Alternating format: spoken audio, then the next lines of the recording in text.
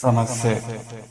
ಪ್ರತಿಯೊಂದು ಜೀವಿಯು ತನ್ನ ಜೀವನಾವಧಿಯಲ್ಲಿ ಪ್ರತಿನಿತ್ಯವೂ ಎದುರಿಸಬಹುದಾದ ಅಡೆತಡೆ, ಬಿಕ್ಕಟ್ಟು, ಸಂಕಷ್ಟಗಳಿಗೆ ಸಮಸ್ಯೆ ಎನ್ನಬಹುದು.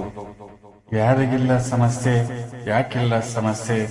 ಎಲ್ಲರಿಗೂ ಅವರದೇ ಆದ ರೀತಿಯಲ್ಲಿ ವಿಭಿನ್ನ ರೂಪಗಳಲ್ಲಿ ವಿವಿಧ ಕ್ಷೇತ್ರಗಳಲ್ಲಿ ಸಮಸ್ಯೆಗಳು ಎದುರಾಗುತ್ತಲೇ ಇರುತ್ತವೆ.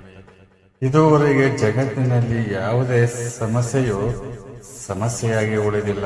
ಒಂದು ವೇಳೆ ಉಳಿದಿದ್ದರೆ ಅದು ನಮ್ಮಿಂದಾದ ಅವಾಂತರವಷ್ಟೇ.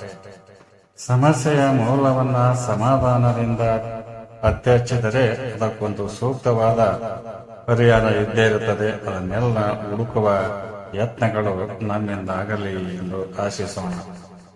ಪ್ರತಿ ಸಮಸ್ಯೆ ಹಿಂದೆ ಒಂದು ಅದ್ಭುತವಾದ ಅವಕಾಶವಿದೆ. ಅದನ್ನೆಲ್ಲರೂ ಸದ್ಬಳಕೆ ಮಾಡಿಕೊಳ್ಳೋಣ.